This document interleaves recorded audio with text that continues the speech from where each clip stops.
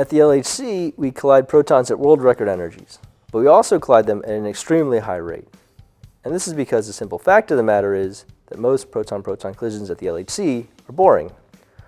For every 10 billion proton-proton collisions that we see at the LHC, only one of them has a Higgs boson in it. So that means we need to create collisions at an extremely high rate in order to study the processes that we want. At the LHC, we collide protons 40 million times a second. So imagine that we have a detector and it takes a picture of every single one of these collisions, and each picture is about 1 megabyte in size. So this means that the output from our detector is about 40 terabytes per second. And this is an impossible amount of data to store. In order to reduce the amount of data that we get out of the detector, we have a process which we call triggering. At CMS, the experiment that I work on, this is a two-tiered system.